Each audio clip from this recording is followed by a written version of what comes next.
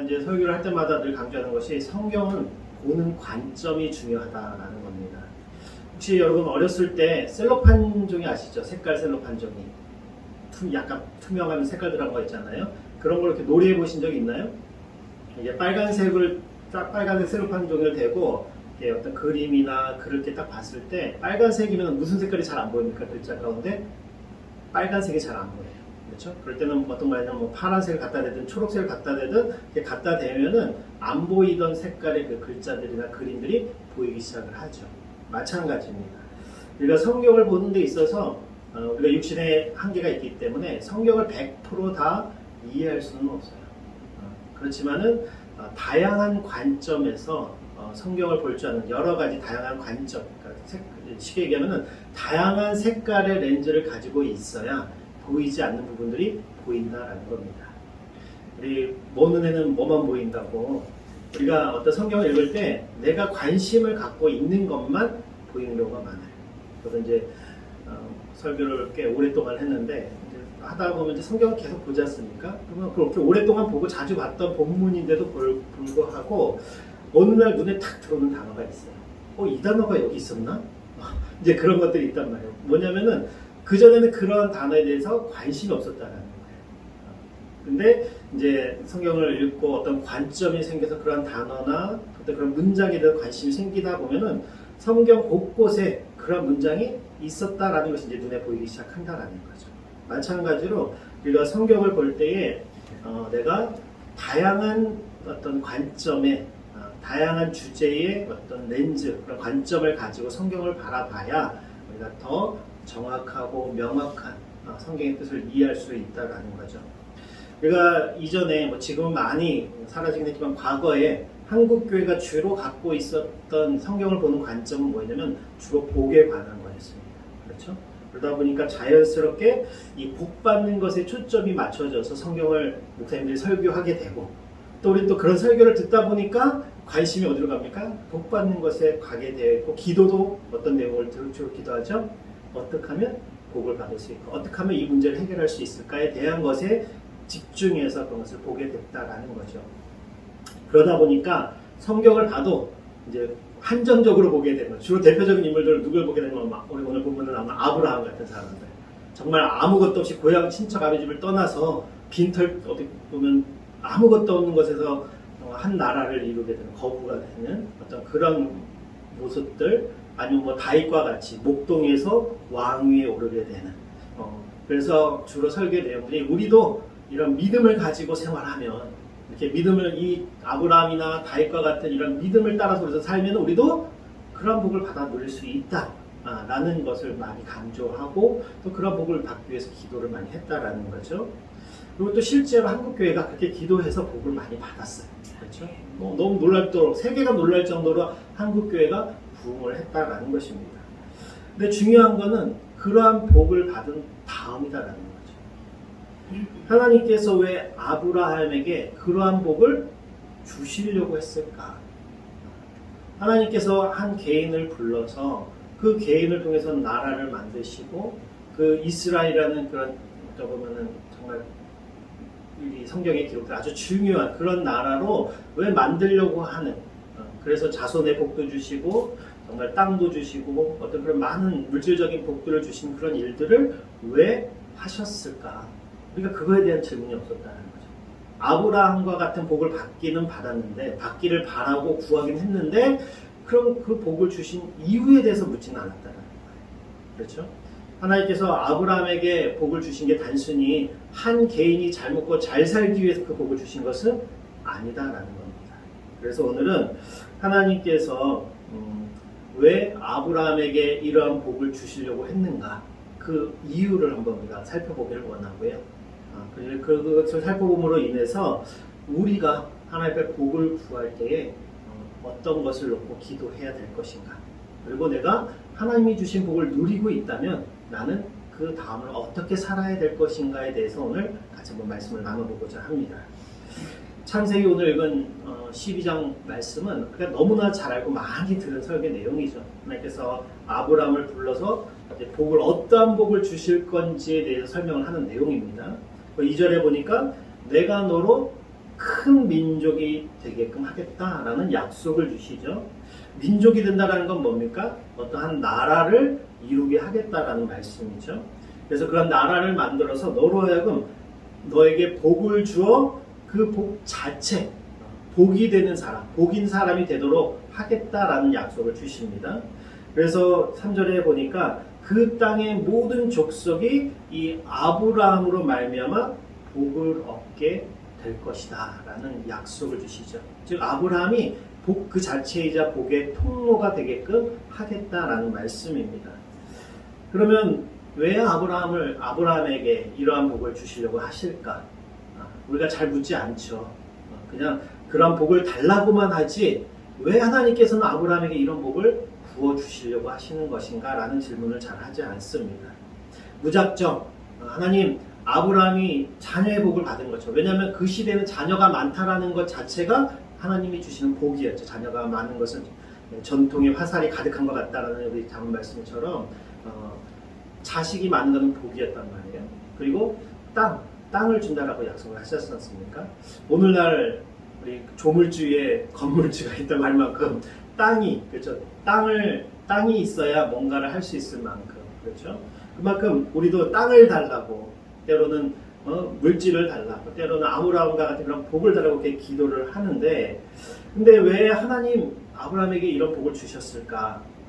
구약 성경은 그 이유에 대해서 끊임없이 이야기를 하고 있어요. 우리가 이제 앞으로 살펴볼 그 단어가 나오는데 그 단어가 성경에 계속 곳곳에 박혀져 있습니다. 그 중요한 순간마다 그것이 박혀져 있는데 우리는 정작 복을 받는 것에 대해서 나에게도 그런 복을 달라고만 하지 왜 그 복을 주시는지에 대해서 잘 말하려고 하지 않는다라는 거죠. 하나님께서 아브라함에게 이 나라, 큰 민족을 이루게 하겠다라는 그 약속을 주신 이유가 창세기 18장에 나옵니다. 창세기 18장으로 한번 가볼까요? 창세기 18장 16절부터 19절까지 한번 같이 읽도록 하겠습니다. 제가 한 절 읽고 여러분 한 절 읽고 서로 교독하겠습니다.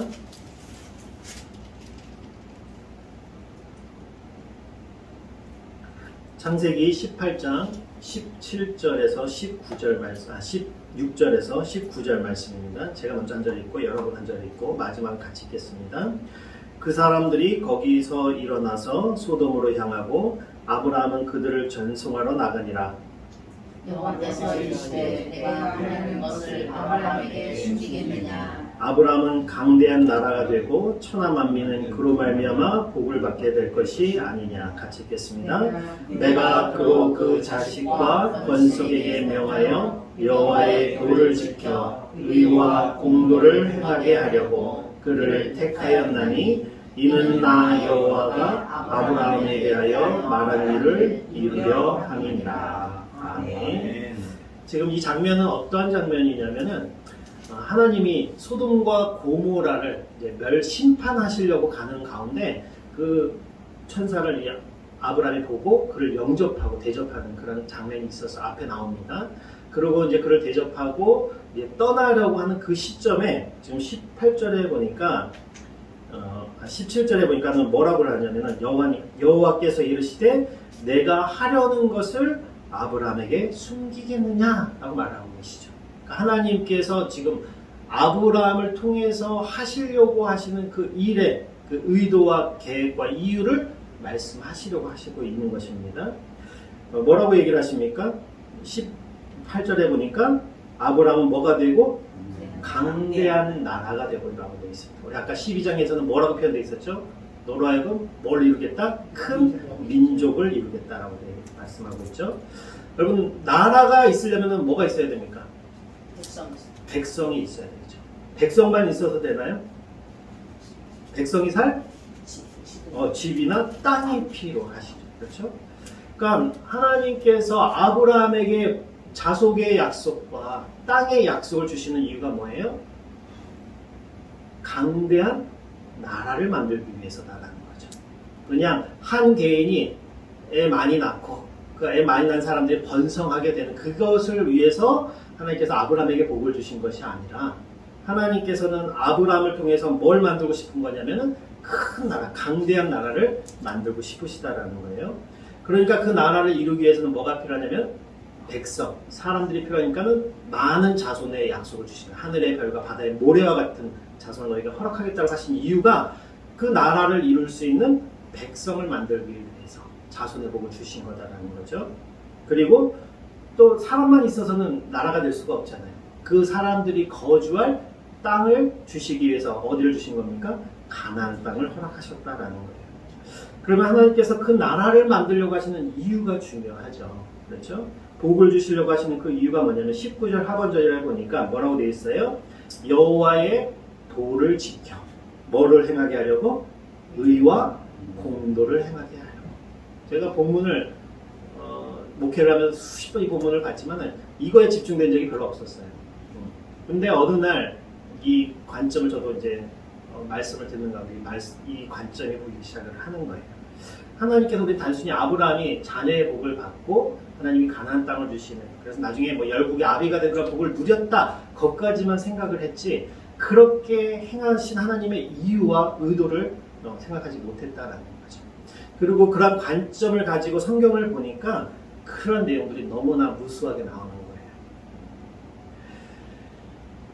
우리가 이 의와 공도를 행하게 하려고 하나님께서 그런 약속을 주셨는데, 여기 보면은 여호와의 도라는 말이 있잖아요. 여호와의 도라는 말이 뭡니까? 우리 한문으로는 길도자를 쓰는데, 우리 성경에서 말하는 도나 또는 이 한문에 있는 도나 동양에서 쓰는 말이 비슷해요. 이 도라는 말은 히브리 말로 밟다라는 어원을 갖고 있어요. 그러니까 사람들이 자주 밟고 지나가면 뭐가 생깁니까? 길이 생기죠. 그렇죠? 처음에는 발자국이 생기고 많은 사람들이 그 길을 왕래하기 시작하면은 거기에 길이 생기게 되어 있습니다. 그것을 우리가 도라 그러잖아요. 그렇죠? 여호와의 도라는 건 뭐냐면 마땅히 우리가 길이 있는데 곁길로 가지 않잖아요. 그렇죠? 우리가 산행을 해보시면, 등산을 해보시면 주로 어디로 가게 됩니까? 그렇죠. 길이 있는 데로 가게 되어 있어요. 사람이라는 것은. 왜냐하면 수많은 사람들이 다녔기 때문에 그 길이 안전하다라는 걸 알아요. 그렇죠. 길이 없는 곳을 가면은 길을 잃어버려서 헤맬 가능성이 많잖아요. 그렇죠. 그만큼 여호와의 도를 따라라는 건 무엇을 얘기를 하냐면은 하나님께서 행하시는 그 뜻과 의도를 따라서 살아가는 것을 이야기를 하는 겁니다. 즉 율법을 지키고 살아가라는 거죠. 그렇게 율법을 지키는데, 그런 율법을 지키는 사람들이 그럼 삶 속에서 어떻게 살아가야 될 것이냐? 의와 공도를 지키며 살아가야 된다는 겁니다. 이 의와 공도라는 것은 정의, 공의, 의로움 이런 말로도 해석될 수 있는 그런 여러 가지 단어의 뜻이에요. 그렇죠? 근데 왜 하나님께서는 나라를 통해서 이런 의와 공도를 행하게끔 하는 그런 일을 만들려고 하셨을까? 지금 오늘 보면은 이 명령을 누가 주냐면, 우리 다시 한번 볼까요? 19절에 다시 한번 읽어보겠습니다. 19절 시작. 내가 그로 그 자식과 권속에게 명하여 여호와의 도를 지켜 의와 공도를 행하게 하려고. 하나님이 직접 명령하신 게 아니시죠. 누구를 통해서? 아브라함을 통해서 그의 자식과 그의 권속, 그의 친척들, 자손들에게 여호와의 도를 따라 의와 공도를 행하게 하려고 라고 말씀을 하고 있어요. 그 말은 뭐냐면은 지금 하나님이 주시는 복은 한 개인에게 주시기 위한 것이 아니라 공동체, 한 나라를 염두에 두고 지금 말씀을 하고 계시다는 거예요. 그러니까 하나님이 아브라함에게 주시는 자녀의 복과 또 땅의 복이라는 것은 결국 어떠한 공동체를 이루어서 그 공동체가 하나님의 율법을 따라서 행하고, 그 율법을 따라서 행하는 사람들이 세상 속에서 의와 공도를 행하게 하게끔 하기 위해서 이런 복을 주셨다라는 것을 이야기를 합니다. 그러면 우리가 생각해 볼 수가 있죠. 의와 공도를 행하는데 굳이 아브라함 말고 민족을 이룰 필요가 있을까? 라는 생각을 해볼 수가 있죠. 여러분들 오늘날도 이제 한번 보시면 어떤 시위를 하거나 어떤 부당한 것에 대해서 항거를 할 때에 개인이 하는 게 낫습니까? 단체가 하는 게 낫습니까? 단체가 하는 게 낫죠. 그렇죠? 개인이, 우리가 그냥 혼자서 정직하고 의롭고 거룩하게 살아가는 건 혼자 할 수 있어요. 그렇지만 사회에 어떤 공의가 나타나게 하고 어떤 정의가 실현되게끔 하는 것은 개인 혼자서 할 수 있는 일이 아니다라는 거예요. 그런 것은 뭐를 통해서? 공동체를 통해서 행할 수 있다는 겁니다. 그 예시가 잘 나온 게 뭐냐면 이 다음 장면에 이제 이 말씀을 하고 하나님과 천사가 소돔과 고모라를 가서 심판하려고 하는 장면이 나와요. 그때 아브라함이 하나님께 구하죠. 어떻게? 의인과 악인을 같이 멸하려고 하십니까? 혹시라도 그곳에서 의인 50명만 찾으면 하나님 그 심판을 거두시겠습니까? 라고 묻잖아요. 그렇죠? 그때 하나님께서 내가 그렇게 하겠다. 50명 있으면 그렇게 하겠다. 그랬더니 아브라함이 또 뭐라 그래요? 은근슬쩍 숫자를 낮추죠. 그 중에서 5명만 빼가 45명만 있으면 안 되겠습니까? 그래 내가 좋다. 그래서 30명, 20명, 10명까지 내려가요. 근데 결과적으로 어떻게 됐어요? 소돔과 고모라는 10명이 없어서 망했잖아요. 옛날부터 그런 질문이 있었어요. 왜 아브라함 위험 낮추는 김에 2명이나 1명까지 낮췄으면 거기 롯이 살고 있었잖아요. 그렇죠? 그 소돔과 고모라가 살지 않았을까 라는 생각을 했는데 이 본문을 보면서 깨달은 거가 있어요. 뭐냐면은 의와 공도를 행하는 데 있어서는 최소한 그런 것이 나타나기 위해서 최소한 몇 명이 필요하다는 거예요? 10명은 있어야 된다는 겁니다. 그러니까 쉽게 얘기해서 공동체가 있어야 의와 정의를 행하는 공동체가 최소한 그 정도 인원은 있어야 그 사회가 살아날 수 있다라는 거예요. 그러고 보니까 아브라함이 10명까지 한 게 이해가 가기 시작을 하더라고요. 네. 혼자서는 공의와 정의를 사회 속에서 이뤄낼 수 없기 때문에 불의와 부정직함이 가득한 세상 속에서 공의로운 것, 정의로운 것을 드러내는 그런 삶을 살려면 그런 변화를 일으키기 위해서는 최소한 10명의 공동체가 필요하다라는 것을 이야기를 하고 있습니다. 놀랍게도 우리 교회가 지금 몇 명이죠? 10명이 넘었습니다. 네. 제가 이 설교를 미루고 미뤘어요. 네. 드디어 10명이 넘었습니다. 그럼 우리 교회도 세상 속에서 의와 공도를 드러낼 수 있는, 시행할 수 있는 힘이 생긴 공동체다라는 거죠. 그 얘기는 좀 더 뒤에 가서 한번 얘기를 해보겠습니다. 그러니까는 하나님께서는 아브라함 혼자서는 의와 공도를 세상 가운데 드러낼 수 없기 때문에 공의와 정의를 실행할 수 있는 그런 거대한 공동체, 한 나라를 하나님께서 만들기 위해서 아브라함에게 백성을 주시기 위해서 자손의 복을 허락하신 것이고 그 자손이 거할 수 있는 땅이 필요하니까 가나안 땅을 주셨다라는 것을 우리가 지금까지 살펴봤어요. 그러면서 하나님께서 하신 말씀이 뭡니까? 너로 통해서 그 족속이 복을 받을 것이다 라는 거예요. 정의와 공의가 시행되는 그런 나라를 보면 그렇지 않은 나라들이 그런 나라를 볼 때 어떻게 했어요? 저렇게 사는 나라들도 있구나. 저런 모습으로 살아가는 공동체도 있구나 라는 모습을 보면 어떻게 되겠어요? 그런 모습 공부로 공동체 안으로 들어오든지 아니면 그런 모습으로 변화되기 위해서 변화되는 사람들이 일어나든지. 그렇죠? 오늘은 우리가 그나마 그래도 어느 정도 공의와 정의가 실현돼 가고 있는 현대사회 속에서 살고 있어요. 우리가 과거에 살았다고 생각을 해보십시오. 여전히 노예제도가 있고 여전히 여성들은 길을 못 피고 사는 그런 사회가 있고 그렇죠? 여전히 부조리와 불합리 가운데서 귀족과 하층민으로 계급이 나눠서 그 사람들은 착취하고 모든 것을 걷어들고 여기는 늘 궁핍과 핍박 속에 살아가는 그런 모습들이 여전히 있었을 거 아닙니까? 그렇죠? 그런데 복음이 들어오고 이 말씀을 듣고 깨달은 사람들이 어떻게 해서든지 사회의 부조리와 그런 불합리를 깨쳐내고 공의와 정의를 실현하기 위해서 애썼던 그런 공동체들, 그런 사람들이 있었기 때문에 그나마 오늘날 이 정도의 우리의 삶이 이루어졌다라고 볼 수가 있는 거죠. 네. 우리가 이 땅을 살아갈 때는 하나님이 우리를 부르신 목적이 있다는 거예요. 당연히 우리가 하나님 앞에 복을 구해야죠. 근데 단순히 나 혼자서 개인이 누리기 위해서 복을 구하는 것은 의미가 없다라는 거예요. 하나님께서 우리에게 복을 주실 때는 그 복을 주시고자 하는 이유와 뜻이 있다라는 거죠. 그것이 구약에 여러 차례 나옵니다. 이걸 깨닫고 성경을 보면은 이 단어들이 수없이 성경에 나타나는 걸 볼 수가 있어요. 우리 본문 한번 좀 띄워주시겠어요? 몇 가지만 우리가 본문 한번 살펴보려고 합니다. 우리 에스겔 18장 5절에서 9절 말씀인데요. 좀 글씨가 작지만 우리 한번 같이 읽어보도록 하겠습니다. 시작. 사람이 만일 의로워서 정의와 공의를 따라 행하며 산 위에서 재물을 먹지 아니하며 이스라엘 족속의 우상에게 눈을 들지 아니하며 이웃의 아내를 더럽히지 아니하며 월경 중에 있는 여인을 가까이 하지 아니하며 사람을 학대하지 아니하며 빚진 자의 저당물을 돌려주며 강탈하지 아니하며 줄인 자에게 음식을 주며 벗은 자에게 옷을 입히며 별일을 위하여 구워주지 아니하며 이자를 받지 아니하며 스스로 손을 금하여 죄를 짓지 아니하며 사람과 사람 사이에 진실하게 판단하며 내 율례를 따르며 내 규례를 지켜 진실하게 행할진대 그는 의인이니 반드시 살리라. 주 여호와의 말씀이니라. 아멘. 하나님께서 이스라엘 백성들을 아브라함을 통해서 복을 주셔서 그 자손이 드디어 한 나라가 되게끔 만드셨죠.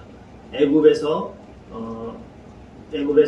450년 동안 종살이를 하면서 거기서 한 나라를 만들 만한 인원들이 만들어졌어요. 그래서 때가 되니까 하나님께서 그들을 출애굽시켜서 가나안 땅에 그들을 정착시키시고 그곳에서 하나님 나라를 만들어서 하나님의 뜻을 따라 하나님의 율법을 따라서 의와 공도를 행하는 그런 나라를 만들기를 계획하셨다는 거죠. 그리고 그 나라를 보고 주변에 있는 다른 모든 민족들과 나라들이 그 나라의 모습을 우리도 저렇게 한번 살아가야겠다는 어떤 그런 모습으로 복을 같이 흘러받을 수 있는 그런 계획을 하셨는데 막상 이스라엘 백성들이 이스라엘 땅에 들어가서 그런 복을 받았을 때 이스라엘 백성들은 그런 것을 다 잊어버렸다는 거예요.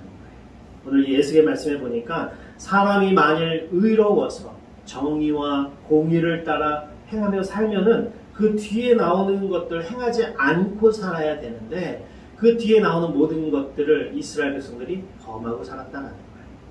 산 위에서 재물을 먹지 아니하고 이스라엘 족속의 우상에게 눈을 들지 아니한다라는 말은 뭐냐면 우상을 섬기지 말라는 거예요. 하나님을 사랑하라는 거거든요.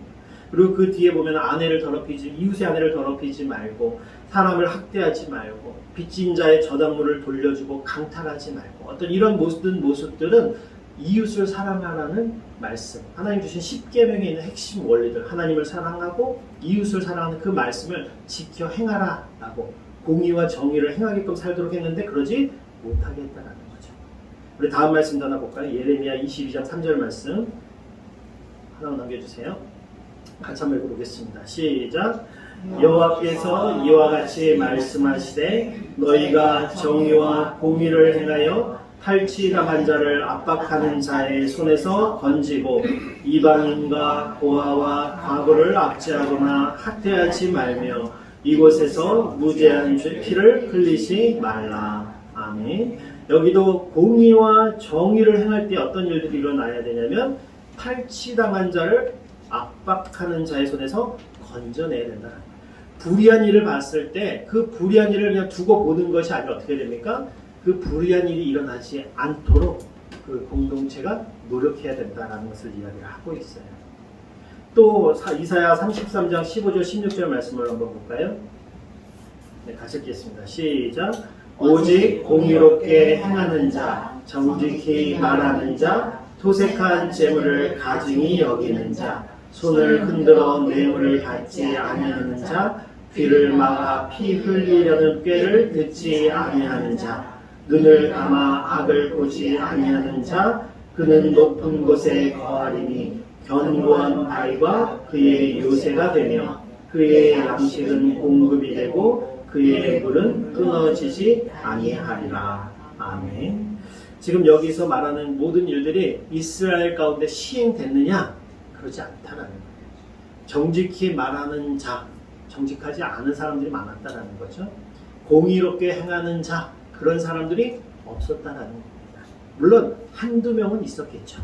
그렇지만 그것이 사회를 변화시킬 만한 어떤 공동체의 숫자만큼 이루지는 못했다라는 거예요. 마치 소돔과 고모라가 의인 10명이 없어서 멸망한 것처럼 그랬다라는 거죠. 지금 우리가 읽은 이 구약에 나오는 의와 정의, 공도를 행하는 이 모습, 이것에서 지금 성경이 쭉 이야기하는 모습을 보면은 우리가 공통된 분위기가 느껴지실 거예요. 뭐냐면은 하나님의 율법을 따라 살아야 된다라는 거죠. 공동체 속에서 연약한 자를 배려하는 모습이 있어야 된다라는 것을 우리에게 보여주고 있어요. 그렇죠? 힘없는 자들을 살피고 그들이 불의한 일을 당했을 때 그 불의한 일에서 건져낼 수 있는 그런 일들을 공동체 속에서 일어나야 되는데 그런 일들을 하지 못했다라는 것입니다. 우리가 이 모든 내용들을 잘 보면은 어디에 있냐면 하나님이 모세에게 주신 10계명 가운데 있죠. 우리가 앞에 계명은 하나님에 관한 거고 10계명이 뒤에 후면부에 관한 거는 사람, 이웃에 관한 내용이라는 걸 잘 알잖아요. 그래서 하나님을 사랑하고 이웃을 사랑하는 것이 율법의 핵심이다라는 걸 잘 배웠지 않습니까? 아까 말씀하신 대로 하나님께서 아브라함을 찾아와서 그에게 자신의 계획, 뜻을 숨기지 않겠다라고 말씀하시면서 하신 말씀이 뭐예요? 아브라함에게 자손의 복을 주셔서 큰 나라가 되게끔 해서 그의 자손들에게 뭐를 행하라고요? 여호와의 도를 따르도록 가르치라는 거죠. 그리고 여호와의 도를 따라 사는 사람들이 어떻게 살아야 된다? 의와 공도를 행하며 살아야 된다라는 것을 가르치기 위해서 그런 복을 주셨다라는 것을 말했잖아요. 그렇죠?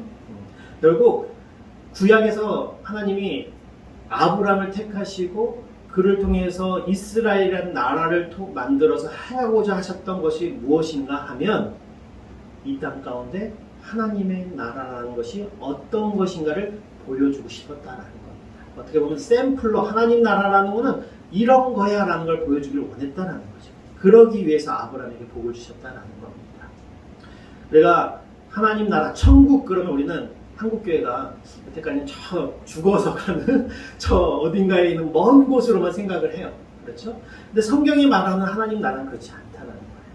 하나님 나라는 하나님의 그 뜻이, 하나님의 그 지배 통치 원리가 실현되는 곳이 하나님의 나라라는 거예요. 그것이 실현되는 나라를 샘플로 보여주기 위해서 만든 게 어디예요? 이스라엘이라는 나라였고 그 이스라엘이라는 나라를 만들기 위해서 누구를 들어서 쓰신 겁니까?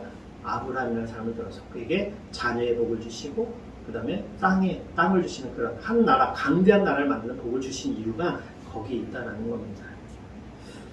그것이 좀 더 잘 분명하게 나오는 것이 무엇이냐면은 신명기 4장 8절 말씀입니다. 신명기 4장 8절 같이 한번 읽어보겠습니다. 시작.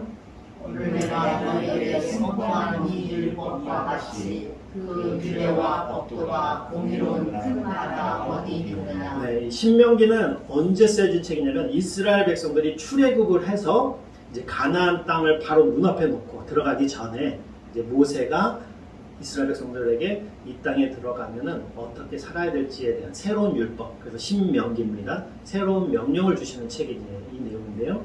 여기 보니까 뭐라고 되어 있어요? 오늘 내가 너에게 선포하는 이 율법은 뭡니까? 하나님의 법도. 핵심적으로 10계명을 얘기하는 거겠죠. 율법과 같이 그 규례와 법도가 어떤 나라? 공의로운 나라. 그렇죠. 아브라함을 처음 불러서 아브라함에게 주신 너와 내 후손, 내 자손들에게, 내 자식과 권속에게 명하게끔 해서 지키게끔 하라고 하신대요. 그렇죠? 공의, 의와 공도를 행하게끔.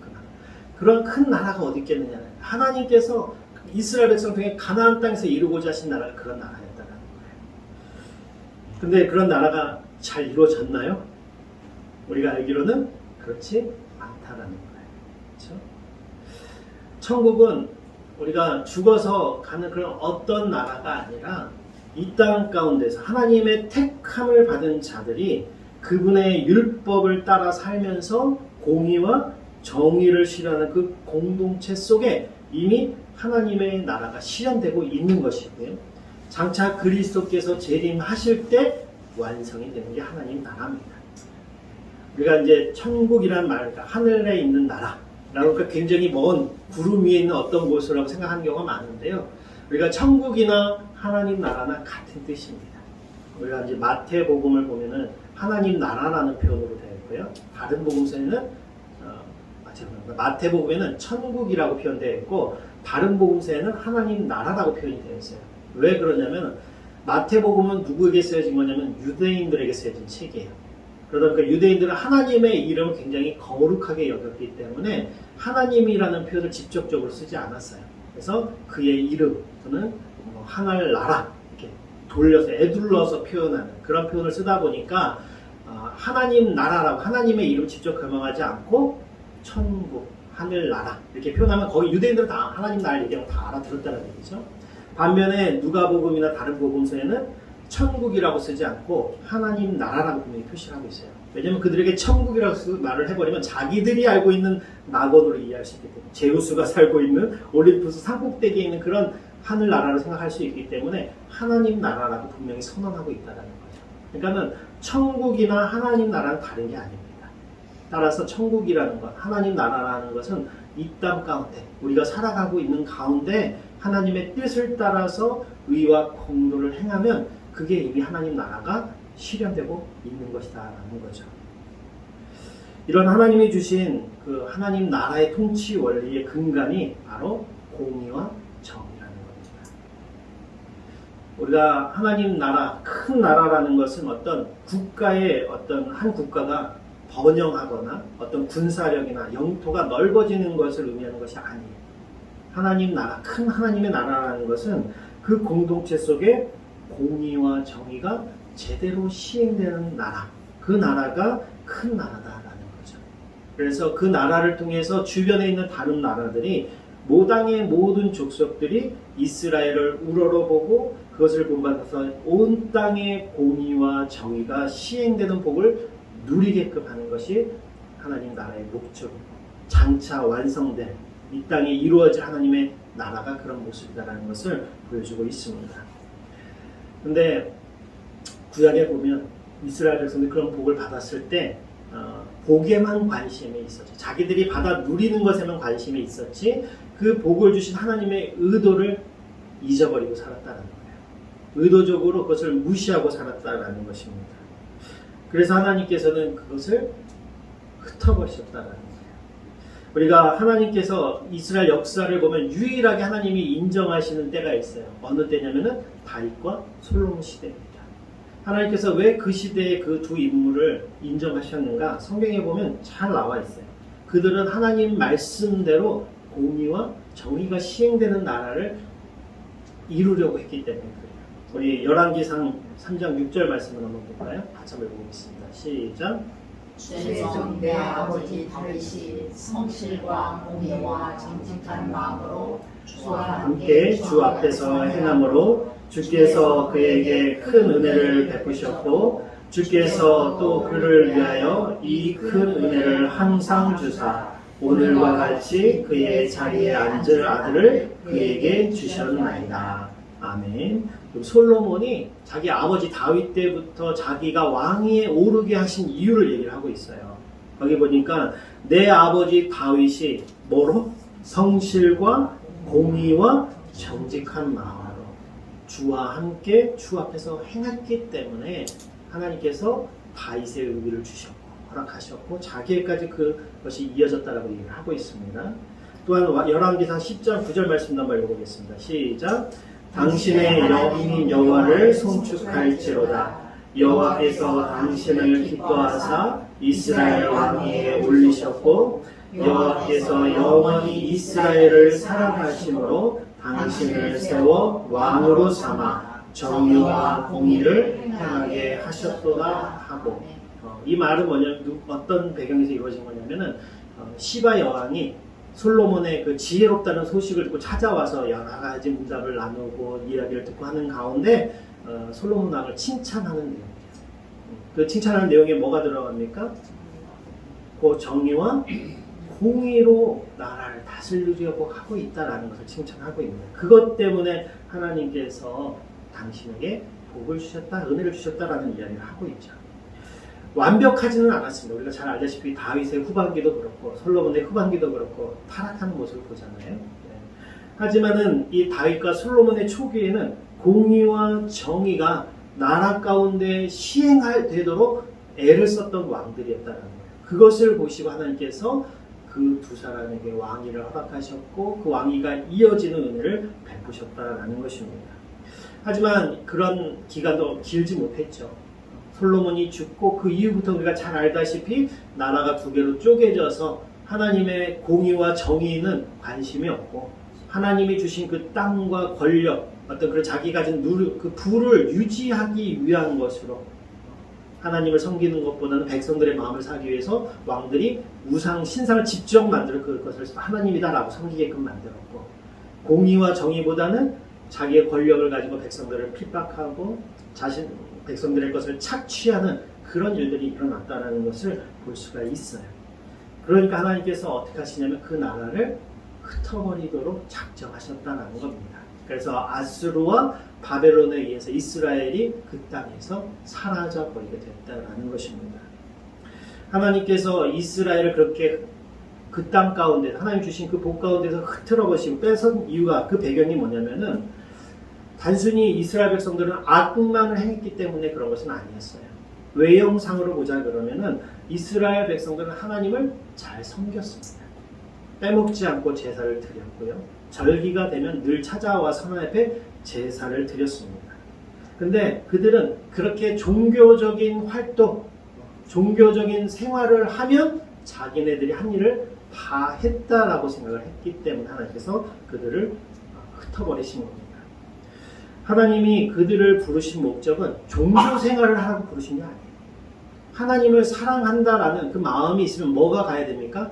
이웃을 사랑하는 마음까지 가야 되는데 그들은 자기들이 정해놓은 그 율법을 그 기준을 정해놓고 그것만 행하면 나는 하나님을 사랑하는 거야. 내가 할 일은 다 했어라는 그런 마음을 가지고 그 일을 했기 때문에 하나님께서 그 나라를 흩어버리셨다라는 것입니다. 우리가 성경 몇 군데만 더 찾아보면은 그 내용이 분명하게 나오는데요. 우리 잠언 23장 1절 잘 아는 우리 아주 유명한 말씀이죠. 같이 한번 읽어보겠습니다. 시작. 공의와 정의를 행하는 것은 제사를 드리는 것보다 여호와께서 기쁘게 여기시느니라. 아멘. 하나님이 기뻐하시는 것은 제사가 아니다라는 거죠. 우리가 교회 나와서 종교 생활을 하는 것이 하나님을 기쁘시게 하는 것이 아니다라는 거예요. 이 말을 오해하면 그러면 교회 안 나와도 되는 거 아닌가? 이 말이 아닙니다. 종교생활, 우리가 종교생활, 하나님 앞에 나와서 제사를 드린다든지 예배를 드린다는 건 뭐예요? 하나님을 섬긴다라는 표현이잖아요. 그렇죠? 하나님 섬긴다라는 건 뭐냐면 그분을 믿고 그분을 사랑하기 때문에 섬기는 겁니다. 그런데 하나님을 사랑한다라는 건 단순히 그런 종교적인 활동을 하는 것만으로 표현되는 것이 아니다라는 거예요. 우리가 아까도 얘기했지만 10계명의 핵심이 뭐라고 그랬습니까? 하나님을 사랑하고 이웃을 사랑하는 것이라고 했잖아요. 하나님을 사랑하면 반드시 그 사랑이 어디로 흘러가게 돼 있습니까? 이웃 사랑으로 흘러가게 돼 있다라는 거예요. 근데 하나님을 사랑한다고 하나님께 맨날 나와서 주일마다 나와서 예배드리고 제사드리고 11조하고 헌금 드리고 봉사하고 헌신은 하는데 이웃을 사랑하는 마음이 없다 그러면 그것은 하나님을 사랑하는 것이 아니다라는 거예요. 우리가 80년대 한참 한국 경제가 성장할 때 한국교회도 같이 성장을 했잖아요. 그때 많은 한국교회 이제 사장님들, 흔히 말하는 중소기업 사장님들이 교회에 와서 많이 헌금도 하시고 봉사도 하셨어요. 그래서 교회가 물질적으로 굉장히 풍요롭고 건물도 크게 짓고 그런 일들이 일어났습니다. 그리고 그분들 물질적인 복을 많이 받았어요. 근데 놀라운 건 뭐냐면은 그 공장에서 일하는 그 당시에는 이제 시골에서 막 이제 고등학교 갓 졸업해갖고 옛날에 이런 표현은 좀 그렇지만 공돌이 공순이 그래갖고 이제 와서 공장에서 많이 일하는 젊은 사람들이 있었잖아요. 그들이 사장님이 교회 다니는 모습을 보고 우리 사장님이 천국 가는 천국이란 나는 안 간다고 할 만큼 그렇게 악랄하게 정말 쥐어짜면서 했던 그런 모습들이 있었다라는 거죠. 교회 가면 너무나 선하신 분이에요. 교회 가면 헌금도 열심히 하시는 분이에요. 교회 가면은 물질도 그렇게 하시는 분이에요. 정작 자기가 데리고 있는 사람들에게도 쥐꼬리만한 얼굴에 그들의 건강도 생각하지 않고 열악한 환경 속에서 일하게 만드는 그런 모습들. 오죽하면은 그 일하는 공장의 직원들이 우리 사장님이 가는 천국이랑 나는 안 가겠다고 할 만큼 그런 일들이 일어나겠습니다. 이 당시 구약 시대의 이야기도 그렇다라는 거예요. 하나님께서는 그 사회 가운데, 그 나라 가운데 정의와 공의가 시행되도록 하기 위해서 복을 주셨는데, 그 복을 받은 자들이 그 공의와 정의가 시행돼서 그 복이 흘러가도록 만들어야 되는데, 그것을 자기만 독식하고, 그리고 자기는 종교 생활을 충실히 하는 것으로 나는 하나님 앞에 할 일을 다 했다라고 생각했기 때문에 하나님께서 이렇게 얘기를 하시는 겁니다. 정의와 공의를 행하는 것은 제사를 드리는 것보다 여호와께서 기쁘게 여기신다라고 말씀을 하고 있어요. 그보다 더한 이야기가 있죠. 미가서를 한번 읽어볼까요? 미가서 3장 1절 4절 말씀입니다. 한번 읽어보겠습니다. 시작. 내가 또 이르노니 야곱의 우두머리들과 이스라엘 족속의 통치자들아 들으라. 정의를 아는 것이 너희의 본분이 아니냐. 너희가 선을 미워하고 악을 기뻐하여 내 백성의 가죽을 벗기고 그 뼈에서 살을 뜯어 그들의 살을 먹으며 그 가죽을 벗기며 그 뼈를 꺾어 다지기를 냄비와 솥 가운데서 함을 고기처럼 하는도다. 그때에 그들이 여호와께 부르짖을지라도 응답하지 아니하시고 그들의 행위가 악했던 만큼 그들 앞에서 지라. 아멘. 네. 여기도 여전히 나오는 말씀이 뭐예요? 그들이 하나님께서 주신 은혜, 권력과 부와 권위를 가졌을 때에 마땅히 행해야 될 정의를 행하지 않고 악을 미워하고 선을 기뻐해야 되는데 오히려 반대로 선을 미워하고 악이 기뻐하는 일들을 행했다는 겁니다. 자기보다 가지지 못한 자들을 착취하는데 정말 가죽을 벗기고 뼈에서 살을 발라내는 것도 모자라서 어떻게 해요? 그 뼈와 살을 다져서 완전히 우리 흔히 하는 말 있잖아요. 껍데기까지 훌렁벗겨고 완전히 빼먹고 다 빼먹는 그런 모습을 보였다라는 거예요. 그러니 그런 모습을 살 때 그들이 아무리 종교적으로 열심을 내고 훌륭하게 산다 할지라도 하나님이 그들의 부르짖음에 응답하지 않는다라는 겁니다. 우리 미가서 6장 6절 8절 말씀 한번 같이 볼까요? 같이 읽어보겠습니다. 시작. 내가 무엇을 가지고 여호와 앞에 나아가며 높으신 하나님께 경배할까? 내가 번제물로 1년 된 송아지를 가지고 그 앞에 나아갈까? 여호와께서 천천의 수양이나 만만의 강물 같은 기름을 기뻐하실까?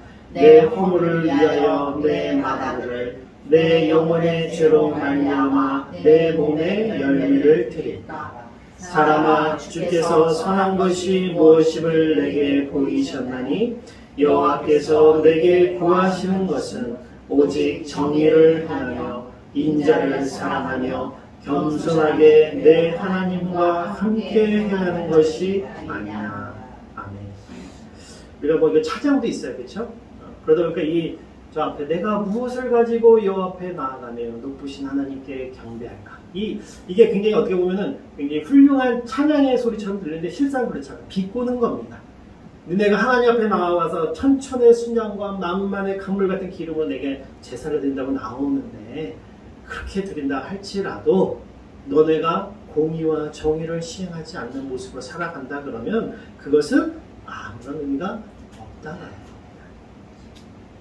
하나님께서 아브라함을 부르셔서 그에게 복을 주셔서 이루려고 했던 그 나라는 종교 생활을 위한 나라가 아니었다라는 거예요. 삶에서 공의와 정의가 시행되는 그런 나라. 그래서 그 나라를 통해서 주변에 있는 만국이 복을 같이 누리게 되는 그런 나라를 만들기 위함이었는데 그것을 만들기 위해서 아브라함을 통해서 땅도 주시고 백성도 주신 것인데 정작 그 복을 받아 누리고 있는 이스라엘은 공의와 정의에는 관심이 없었다는 것입니다. 오직 자신들이 누리고 있는 그 복에만 관심이 있었다는 것입니다. 그러니 우리가 나중에 선지서에 보면은 하나님 앞에 드리는 그 제물조차도 어떻게 드립니까? 나중에는 눈먼 것, 저는 것, 병든 것, 심지어 남의 것을 빼앗아서 하나님 앞에 제물을 드렸다는 거예요. 그렇게 타락해버린 시대가 되었다는 겁니다. 그런 제물을 과연 하나님이 기뻐 받으시겠는가 하는 겁니다. 오히려 그들은 하나님이 세우려고 했던 그 나라의 근본을 무너뜨리는 그런 모습으로 그들이 하나님 앞에 나아갔다라는 거죠. 오늘 이 말씀을 통해서 우리가 깨닫기를 원하는 것이 있어요. 하나님이 우리에게 복을 주시는 것은 우리 한 개인이 그 복을 받아서 누리게 하기 위해서 주시는 것이 아니다라는 겁니다. 어떠한 개인에게 복을 주실 때에는 그 복을 통해서 이루고자 하시는 뜻과 계획이 있다는 거예요. 하나님이 우리를 부르시는 것은 한 개인이 신앙생활 잘해서 혼자서 의롭고 거룩한 신앙생활을 해서 너 잘했다, 신앙생활 열심히 했다, 남들 다 저렇게 악하게 살는데 너만 착하게 살았구나, 그렇게 하기 위해서 우리를 부르신 것이 아니다라는 겁니다. 하나님이 아브람 한 개인을 부르셨지만 하나님께서 아브람을 부르셨을 때는 한 개인이 아니라 그가 앞으로 이룰 공동체를 염두에 두고 그를 부르셨다라는 거예요. 하나님이 여러분 한 사람 한 사람을 개인적으로 부르셨지만 여러분 한 사람을 부르신 것이 아니라 여러분들을 불러서 이 교회를 통해서 이루고자 하시는 이 공동체를 염두에 두고 하나님이 우리를 부르셨다라는 것입니다. 그리고 이 공동체를 통해서 이루기를 원하시는 게 뭐예요? 공의와 정의가 시행되는 그런 나라를 만들기 위해서 우리를 부르셨다라는 것입니다. 이스라엘 백성들이 구약시대 때 것을 실패했어요. 그래서 누가 오셨습니까? 그 실패한 나라를 완성시키기 위해서 오신 분이 누구예요? 예수 그리스도시다라는 겁니다. 그래서 예수님에 대해서 예언을 할 때에 이렇게 예언을 하죠.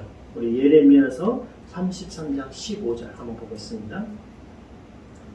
같이 보겠습니다. 시작. 그날 그때에 내가 다윗에게서 한 공의로운 가지가 나게 하리니 그가 이 땅에 정의와 공의를 시행할 것이니라.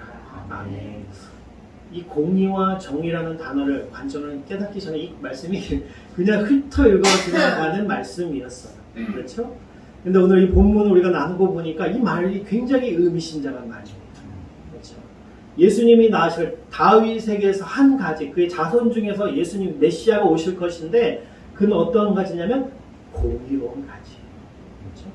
그냥 가지가 아니에요. 공의로운 가지입니다. 그렇기 때문에 그가 와서 이 땅에 와서 시행할 일은 뭐예요? 정의와 공의다라는 겁니다.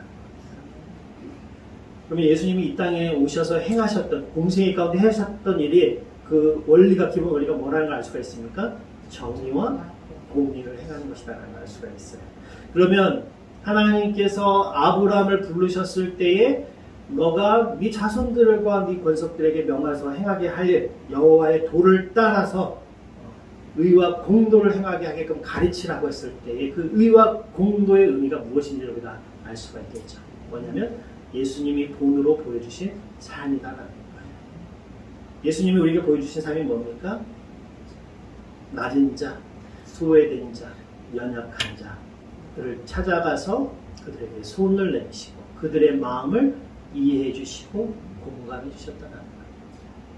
많은 현대 신학자들이 이 아브라함이 주셨던 공의와 정의의 그 의미에 대해서 많은 연구를 했다 그래요. 그리고 그들이 공통적으로 내리는 의견이 뭐냐면은 이 공의와 정의라는 것은 공감이다라는 말을 함축할 수 있다는 오늘날로 말로 하면, 즉 연약한 자들의 마음을 알아주는 거예요. 그냥 저들은 힘도 없는 사람들이고 저들은 죄 짓는 사람들이 저들은 그냥 내버려둬도 돼. 그게 아니라 그들이 그렇게 되는 이유, 그들의 그 아픔, 그 슬픔, 그 고통 가운데, 그 흑암의 고통 가운데 있을 때 그들의 그 고통을 알아봐주는 그 마음, 그것이 필요하다라는 거예요. 저 사람들은 지옥 가든 말든, 지옥에 뗄감이 되든 말든 나만 잘 믿고 천국 가는데 이게 아니다라는 거예요. 우리가 아브라함의 모습에서 잘 나오잖아요. 아까 창세기 18장의 모습이 소돔과 고모라가 얼마나 타락했습니까? 그렇죠? 하나님도 더 이상 참지 못한 그 나라를 멸망시키려고 했을 때에 아브라함의 마음이 뭐예요? 그 나라를 어떻게든 살려보려고 한 겁니다. 그래서 하나님과 협상하는 거잖아요. 의인 50명에서 10명까지 줄여가면서까지 그러면 이 성읍을 살려주시겠습니까? 라고 묻는 거잖아요. 마찬가지입니다. 우리가 교회 안에서 우리끼리만 구원받고 우리끼리만 천국 가면 된다. 그래서 우리 남들이야 주변에 안 믿는 사람들이야 지옥 가든 말든 우리랑 상관없다. 그들의 잘못이 이렇게 살아가라고 우리를 모으시는 게 아니다. 하나님께서 세대 비전교회 우리를 모으신 이유는 저와 여러분들이 혼자 힘으로 할 수 없으니까 공동체로서 안 믿는 사람들, 또 불의와 또 공의가 무시되는 그런 현실 속에서 공의와 정의가 실행되도록 연약한 자, 소외된 자, 그들 가운데 핍박받고 있는 자, 불의함을 당하고 있는 자들을 돌아보고 살펴보고 그들에게 복음을 전하고 우리를 부르셨다라는 것입니다. 이것이 예수님께서 마태복음 22장에 율법을 요약하신 것, 하나님을 사랑하고 이웃을 사랑하라는 그 말씀이에요. 공의와 정의를 행하는 것은 구약 이스라엘 백성들에게 한정된 것이 아니라 그들은 그것에 실패했기 때문에 그것을 완성하실 분으로 예수 그리스도가 오셨고, 예수님이 오신 이후에는 공의와 정의라는 말이 나오지는 않아요. 잘 나오지 않습니다. 신약 시대는 그것이 뭐로 나오냐면 사랑, 진리 이런 말로 표현돼서 바뀌어져서 나옵니다. 그만큼 오늘날에는 그 하나님 나라의 그 공의와 정의가 실행되는 그 공동체로서 누구를 택하고 부르신 거냐면 교회를 부르셨다는 거예요. 그러니까 교회라는 것은 와서 예배드리고 종교생활을 하기 위해서 우리를 부르신 것이 아니라 하나님을 사랑한다 그러면 너희가 세상을 향해서 이웃을 향해서 공의와 정의가 시행되도록 너희가 이웃을 사랑하라. 그것을 우리에게 말하고 있는 겁니다. 요한일서에 보면 이런 말씀이 있죠. 요한일서 4장 25절에 보면 눈에 보이는 형제를 사랑하지 않는데 어떻게 눈에 보이는 하나님을 사랑할 수 있느냐라고 묻습니다. 우리가 나와서 열심히 종교생활하고 헌신하는 것이 있다 그러면 그것은 뭐로 증명돼야 되냐면 내 눈에 보이는 내 이웃의, 내 형제의 아픔과 고통을 공감할 줄 알고 도움의 손길을 내밀 줄 아는 그 모습이 있어야 눈에 보이지 않는 하나님을 사랑한다라고 말할 수 있다는 것입니다. 우리 교회도 10명이 넘었습니다.